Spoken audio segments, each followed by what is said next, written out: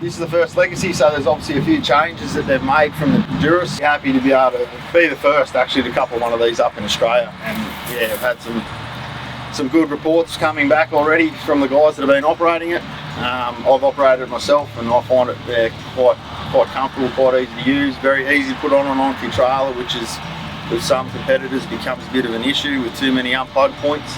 It's a simple machine. It's got to be simple because all it's got to do is feed the machine. It doesn't have to do anything else. Being able to have the header, the bigger header, less labour, which is becoming an issue countrywide. More technology, less losses. This front has been phenomenal in being able to feed this machine. Minimal loss, very simplistic machine, not a lot of sensors, not a lot of things to go wrong.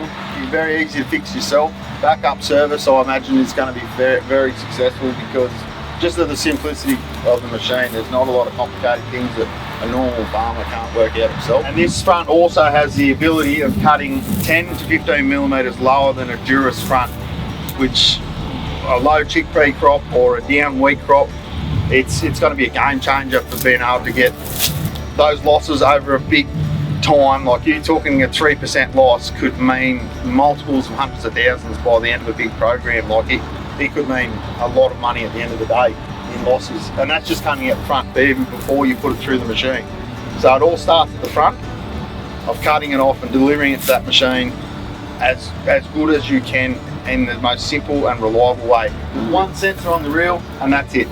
The rest of it takes care of itself. The sensor's you on this machine. Also, what we like about this Legacy is it's not a fundamental change from the Durus front. It's still got the same four wheels across the back end to support the weight. The centre ball, which is unique to Midwest fronts, given its ground following ability. All the parts should be pretty similar because the front hasn't changed. The knife drive has changed now from a 3-inch cut to a 4-inch cut, which allows faster harvesting speeds. Less product going into that knife for every cut. So it's actually moving a lot faster. It's actually cooler because it's not working as hard. So it keeps that knife a lot cooler. Just the ability to go to 18 metres in Australia, I think, is going to be where we're at. I remember when we got our first 40-foot machine, that was the norm on the controlled traffic, and I think now with labour issues and things getting bigger, 18 metres is the next normality for what front's going to be. We're going to see 60-footer being the more normal front moving forward.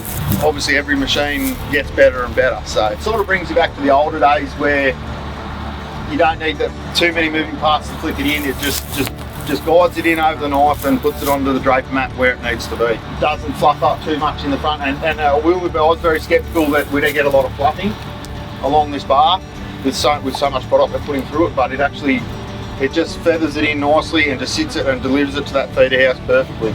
So it's been a 2-year process to get this machine to the farm. I spoke to one of the guys from Midwest there a couple of years ago when we made our decision to go with this front. We wanted to have a dealer, buy it direct from a dealer, because we need that dealer support. Got in touch with JJ's, and perhaps we bought a little bit of more equipment off them since. So they've been really good support, the backup, the knowledge that Midwest give to their service technicians, so they can actually make sure these machines are running to where they need to be. Most farmers over-engineer something because we want it to last. We don't want resale, we want to make things last.